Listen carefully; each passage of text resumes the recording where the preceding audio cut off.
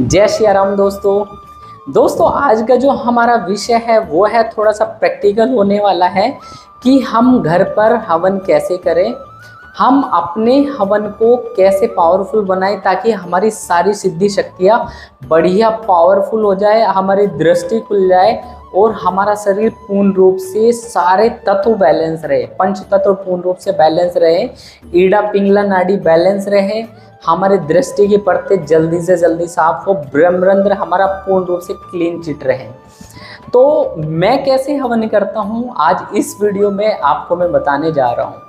तो दोस्तों आपको बहुत केयरफुली आपको देखना है, एक पेन और पेपर जरूर अपने पास रखना है क्योंकि मैं कुछ मंत्र भी बताऊंगा कि किन मंत्रों को आपको इसमें लेना है। हाल में तो अपनी वीडियो के डिस्प्ले के माध्यम से मैं उनको शो भी करने की कोशिश करूंगा कि आप किस समय पे कौन सा मंत्र आप करेंगे। दोस्तों यदि आपको मेरे YouTube चैनल पर वीडियो पसंद आ रही है तो मेरे YouTube चैनल को सब्सक्राइब करें, शेयर करें और कमेंट में अपने प्रश्न भी पूछ सकते हैं। और दोस्तों किसी को अपने ऑरा स्कैनिंग करानी है, अपनी शक्तियों के बारे में जानना है, अपनी पॉजिटिविटी अपने स्टेटस के बारे में जानना है, नेगेटिविटी के, तो आप मेरे व्हाट्सएप नंबर पर कांटेक्ट करके अपना अपॉइंटमेंट बुक करके आप बात कर सकते हैं। तो दोस्तों शुरू करते हैं इस वीडियो को।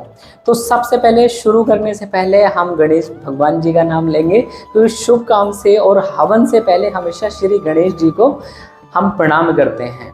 तो उनका कोई भी आप मंत्र ले सकते हैं, ओम गण गणपते नमः ओम, आप ऐसा भी ये भी मंत्र ले सकते हैं, आपको वो करना चाहिए। तो दोस्तों हमें सबसे करने के लिए हवन सामग्री के बारे में आज जानना चाहिए। तो दोस्तों देखो, भगवान को आप भाव से जो भी अर्पण कर देते हैं, समर्पित कर देते हैं, आपका जैसा भी सामर्थ्य रहता है वैसा आपको करना चाहिए। ऐसा नहीं है कि मैंने आपको बता दिया तो आपको यही विधि फॉलो करनी है, ऐसा नहीं होता है बिल्कुल भी। आप अपनी विधि बना सकते हो, आपको क्या भोग देना है वो आप कर सकते। तो दोस्तों मैं कैसे हवन करता हूँ, सूक्ष्म हवन, कुछ थोड़ी सी क्लिप्स भी मैं साइड में चलाऊंगा इस वीडियो के माध्यम से। आप उन क्लिपों को भी देखना कि कैसे कैसे मैं सामग्री को रेडी करता हूँ और क्या क्या सामग्री लेता हूँ। सबसे पहले आपको क्या करना है, सबसे पहले हवन करने से पहले आपको तैयारी करनी है कि आपकी जो हवन होने वाला है उसको क्या क्या सामान की आपको आवश्यकता रहेगी। आपको सबसे पहले एक आचमनी और पात्र में जल ले लेना है। तांबे की लुटिया में आप मोस्टली आप यूज़ करते हैं पूजा में। आपको एक लुटिया पानी की लेके रखनी, ठीक है, उसमें पानी भर लेना। तो दोस्तों आपको एक पात्र थाली ले लेनी है जैसे आपको वीडियो में दिखाई दे रही है। आप उसमें हवन सामग्री रखें। हवन सामग्री में आप घी मिलाएंगे। हवन सामग्री देखो अच्छी क्वालिटी की लेनी चाहिए। मैं तो मतलब जो बहुत सारे एक आयुर्वेदिक की दुकान है वहाँ पे मिलती है हमारे यहाँ, और वहाँ से मैं हवन सामग्री लाता हूँ बहुत अच्छी क्वालिटी की। इवन उसमें पंचमेवा मिश्रित भी रहता है ऑलरेडी बाय डिफ़ॉल्ट, सभी औषधियाँ उसके अंदर होती हैं। क्योंकि हमारी जो ये सामग्री अर्पण कर रहे हैं मीन्स प्रकृति ने जो हमें दिया है वही हम देवता को अर्पण कर रहे हैं कि हे बाबा तुमने जो भी प्रकृति बनाई है उस प्रकृति का ही वो हम आप ही को समर्पित कर रहे हैं हवन के माध्यम से। तो इसलिए हम सामग्री का प्रयोग करते हैं। सामग्री के साथ में आप यदि हनुमान जी की सेवा करते हैं तो उनका प्रिय भोग आप जरूर लेना ना भूलें। आप थोड़ा सा गुड़ भी ले सकते हैं। आपको चने के दाने लेने चाहिए हवन में।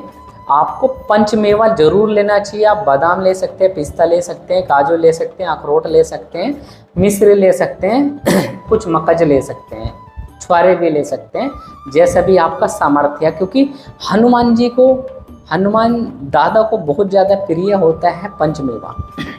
साथ में आपको मिश्री भी लेनी है, थोड़ी सी काले तिल लेने हैं, आपको थोड़े से चावल भी ले सकते हैं, जो भी ले सकते हैं।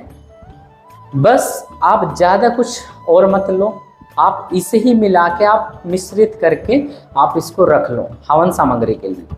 आपको एक नारियल लेना है जिसको गोला बोलते हैं, हमारे यहाँ पे गोला बोलते हैं, बहुत जगह पे इसको कोपरा बोलते हैं। आप उसको ऊपर से काट के आप उसके अंदर क्या क्या डालना मैं आपको बता देता हूँ। आपको उस गोले के ऊपर आप अंदर काट के आपको 2 तो लौंग डालनी है। आप 11 लौंग भी डाल सकते हैं या 2 लौंग डालो या फिर 21 लौंग डालो, आपके सामर्थ्य के ऊपर है। आप 21 लौंग डाल लो उसके अंदर। दो आपको केवल 2 इलायची लेनी है, 2 इलायची डाल लेनी है आपको। यदि आपको बेसन का लड्डू है, आप हनुमान जी को बहुत प्रिय होता है, या मोतीचूर का है, तो आप लड्डू को भी आप उस गोले के अंदर डाल सकते हैं। पंचमेवा भी आप डाल सकते हैं। देसी घी डाल दो। थोड़ा जो सामग्री का मिश्रण बनाए हैं वो आप डाल के कलावे से बढ़िया तरीके से रैप करके, बढ़िया तरीके से बंधन लगा के आप वो कलावा को पूर्ण रूप से भर के आप उसे बांध लो। ये हो गया हमारा भोग, जो हम की हवन में हम पूर्ण आहुति के दौरान यूज करेंगे। अब शहरों में बहुत ज़्यादा है, हमारे गांव में तो लकड़ियां मिल जाती है, बट शहरों में नहीं मिल पाती है।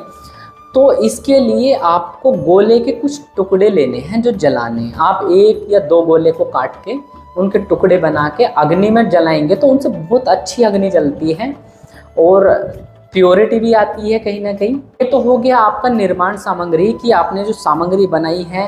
घी भी गर्म करके आपने रख लिया अपने पास में, जल भी, आसन भी। आप बैठ के एक जाप काउंटर ले सकते हैं, बाएं उंगली में पहना सकते हैं। जाप काउंटर में साइड में दिखा दूंगा आपको, आप ऐसा खरीद सकते हैं, अमेज़ोन पे इजीली मिल जाता है। ताकि आप जो काउंटिंग करेंगे उल्टे हाथ से करेंगे, बाएं हाथ से, लेफ्ट हैंड से, क्योंकि उल्टे हाथ से माला जाप नहीं किया जाता है, तो माला का दोष से बचना चाहिए। अब मैं शुरू करता हूँ दोस्तों आपको बताना कि आपको हवन कैसे करना है, मैं कैसे हवन करता हूँ। तो सबसे पहले आपको आसन पे बैठना है। आसन पे आप दाएं पैर का स्पर्श करें। दाएं पैर का स्पर्श करने के साथ साथ अपने गुरुदेव महाराज का आप स्मरण करें। यदि आपके गुरु नहीं है तो आप भी जिन भी इष्ट देवता को मानते हैं उनका स्मरण करके आप उस पर वंदना करके तब लेफ्ट पैर को उस पर रखना है। आपको बैठ जाना है। बैठने के पहले सबसे पहले आपको शुद्धिकरण करना है। हाथ में थोड़ा सा जल लेके आपको, भाई पंडित जी लोग तो है नहीं जो मंत्र सभी को याद हो, हाल में तो एक छोटी सी पुस्तक आती है, आप उसको मार्केट से परचेज कर लेंगे 10-20 रुपए की, तो उसमें हवन के स्टेप भी लिखे हुए होते हैं।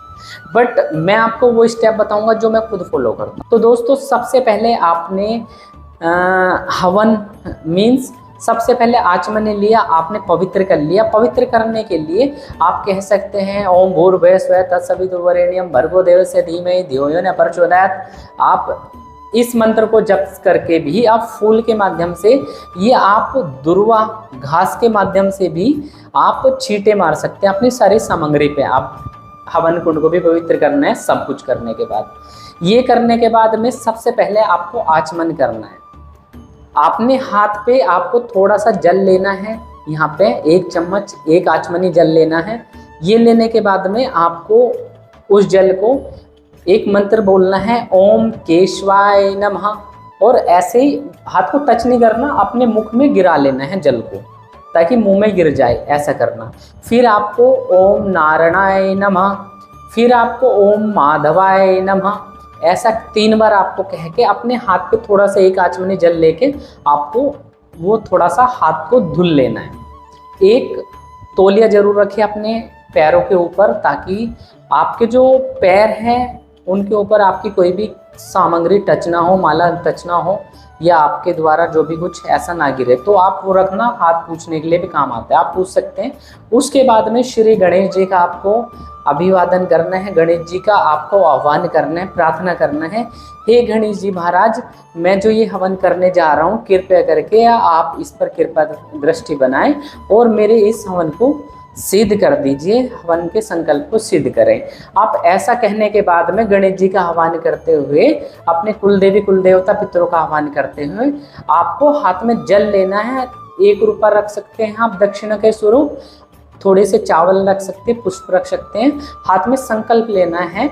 आप नॉर्मली संकल्प लेंगे जैसे मैं लेता हूँ नॉर्मल। आपको हाथ में जल ले लेना है। जल लेके आपको प्रार्थना करनी है, संकल्प लेना है कि हे बाबा, मैं भारतवर्ष के उत्तर प्रदेश राज्य के आपके इस जिले में इस स्थान पर बैठकर अपना आपको नाम बोलना है, अपने पिताजी का नाम बोलना है। इस गोत्र में उत्पन्न हुआ हूँ और मैं श्री हनुमान जी की विशेष कृपा पाने के लिए, अपनी दिव्य दृष्टि खोलने के लिए, या घर के अंदर तंत्र बाधा, प्रेत बाधा, शत्रु बाधा, किसी भी प्रकार की परेशानी हो, सबका उच्चारण आपको कर लेना है मन के रूप में, मन के अंदर अंदर, कि हमारे पितरों के आत्मा को शांति मिले, मुक्ति मिले, मोक्ष गति हो जाए, उन हमारी दृष्टि खुल जाए। बहुत सारे आपको संकल्प ले लेने हैं जो भी आपको मतलब मन में आती है, जो भी आपकी दुविधा चल रही है, परेशानी चल रही है, जो कि आप इस हवन के माध्यम से सही करना चाहते हो, वो आपको संकल्प लेके आपको संकल्प समर्पित कर देना है।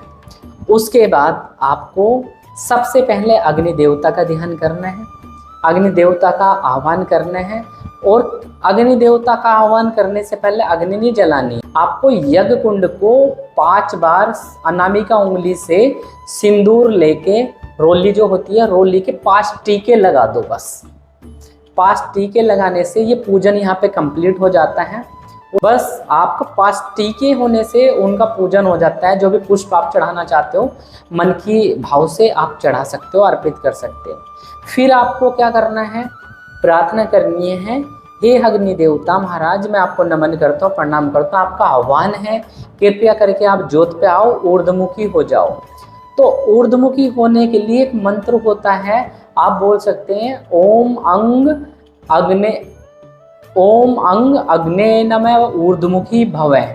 ऐसा आप कहने के मात्र से ही आपके जो अग्नि देवता है उसको सबसे पहले ऊर्ध्वमुखी कर दे कि ऊपर की ओर सारे देवता उस यज्ञ को ग्रहण करें।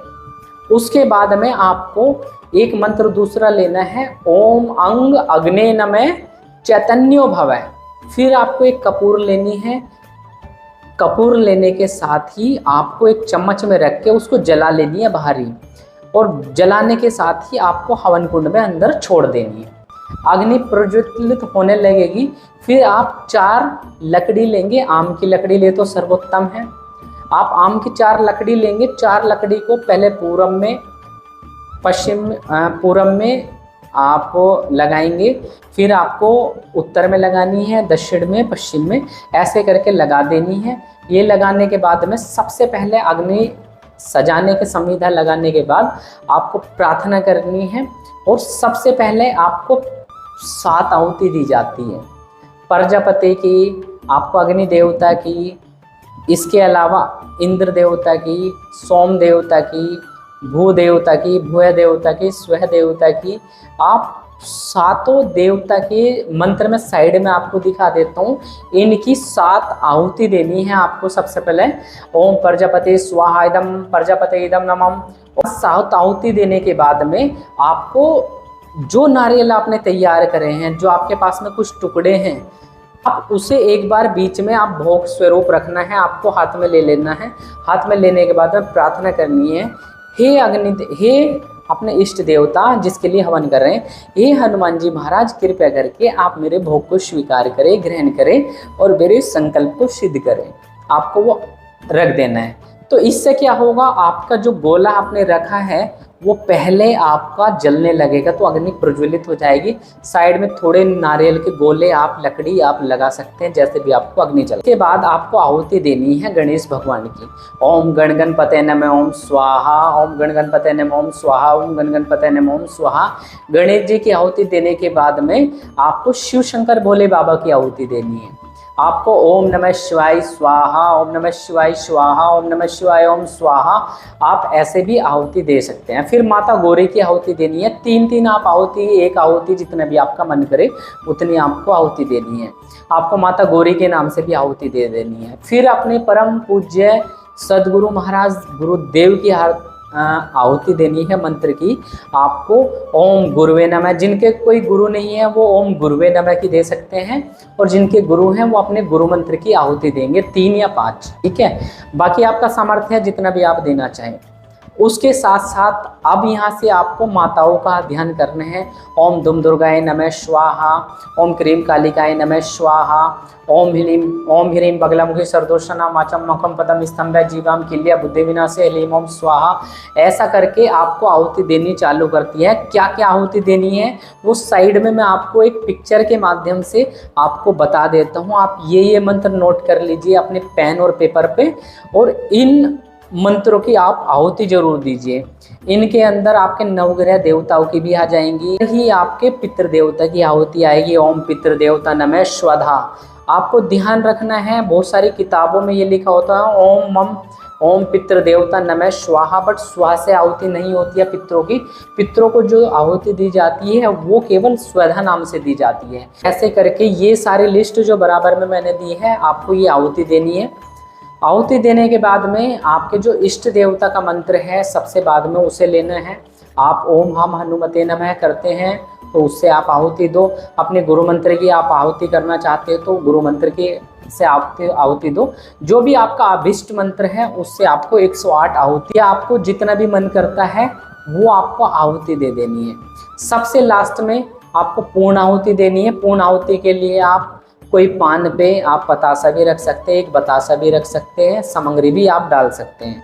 पूर्ण आहुति का जो मंत्र है ये है, आप इस मंत्र का आप करके आपको पूर्ण आहुति रख देनी है।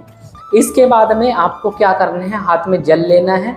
जल लेने के बाद में 3 बार हवन कुंड के चारों तरफ आपको गिराना है। 3 बार आपको ऐसा उसारा सा करने के बाद में पानी से आपको प्रार्थना करनी है, हे बाबा जो भी मैंने किया है कृपया करके आप इसमें हो गई है, गलती हो गई है तो मुझे माफ़ करो और अमृत तुल्य समझ के आप इसे स्वीकार करें।